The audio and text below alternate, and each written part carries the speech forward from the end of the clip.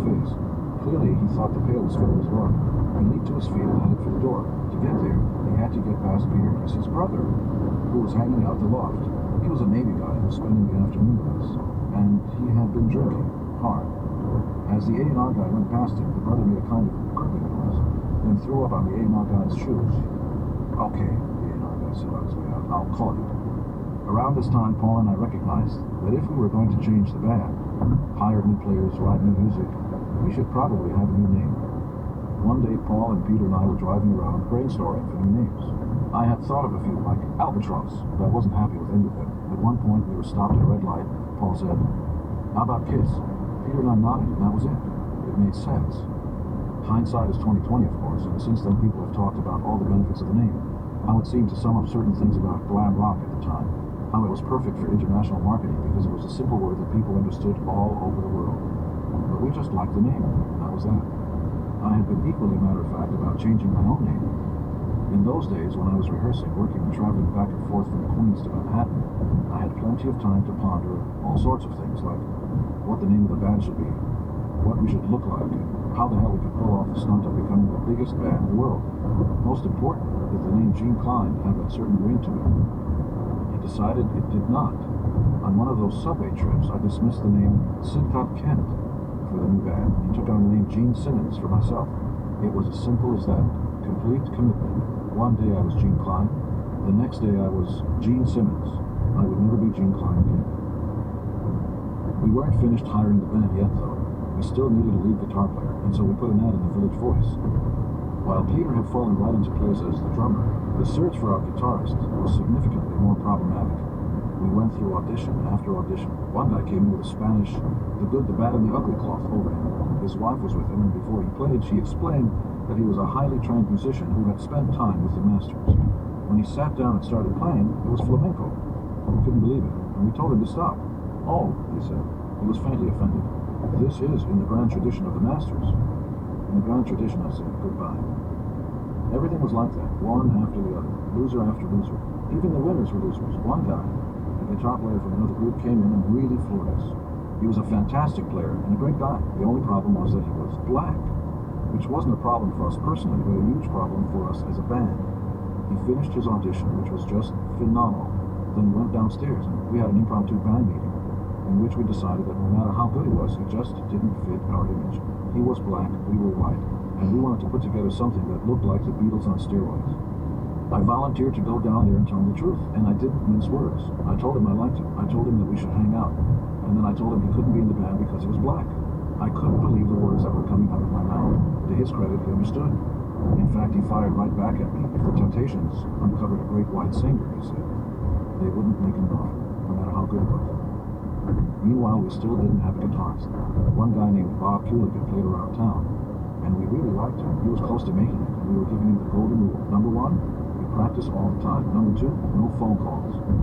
While we were talking to Bob, in walks this strange-looking guy with two different colored sneakers. One was orange, and one was red. We had chairs in the back lined up so we could come in and sit and wait to return.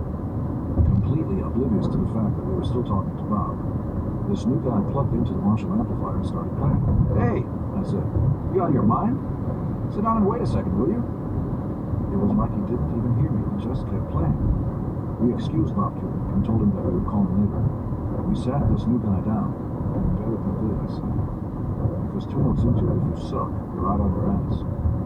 He just stared straight at me without any defiance or remorse.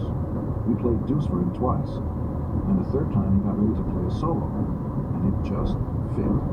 Here was this troublemaker who couldn't match his sneakers and didn't have the good manners to wait his turn, and he just fit. "What's your name?" I said. He said it was Paul Freer. "Well," I said, "we can't have two Pauls." Then he actually turned around and said, "Call me Ace." I said, "Call me King." I wasn't joking. When was he in? That was the foursome. That was the Beatles on steroids that Paul and I had envisioned. From the start, it was a tricky mix. People say that certain couples are like oil and water. Well, we were like oil and water, the four of us. Between Ace and Peter, with their various insecurities, it was a nightmare from the very first day the band ever got together. It was all about getting up and doing what needed to be done. It never was about friends. It never was about hanging out. It never was, and to this day, it still isn't. Early on, it was very clear that Ace would enter the band, warts and all. He had some very bad self-esteem problems and was a drinker. But in those early days, Peter was actually the most volatile. Mostly it was a cultural divide, one that I couldn't imagine crossing. When we first met Peter, we knew it was going to be a different world because Peter walked up and said, "Hi, I'm Peter Criscola and I've got a 9-inch dick." Paul and I looked at each other quizzically. We were amused, but we didn't know what to make of it. Obviously, guys say stuff with bravado to each other all the time, but half the time it's to get a rise out of you or a joke. By the way he spoke, his tone, his attitude, they were all bizarre. The same kind of thing happened with Ace. We were at one of our first shows, and the truck was loaded up, and we were ready to leave. Ace wasn't doing anything. He always had guys who lifted things for him, and he was peeing. We're waiting for him, and the truck's lights are on him. He walks over and says, "This is what my dick looks like when it's soft." He wanted to show us that he had the inches. Pretty early on, Paul and I were aware that we had just met two types of people that we had never been around before. They drank and were attracted to violence. There is a romantic figure in Italian neighborhoods, and that's the unlawful guy, whether it's the local bully or the mafia guy. That's the hero, the icon of all icons. Not Michelangelo, not Da Vinci. Peter was from that culture. Both Peter and I spent part of our lives in Williamsburg. I was shielded from the neighborhood by the yeshiva, but Peter would run through the streets and go up to kids and demand a pocket change. Peter loved that because of his self-admitted Italian posing. The idea of a Jewish kid running up to you and demanding your pocket change is laughable.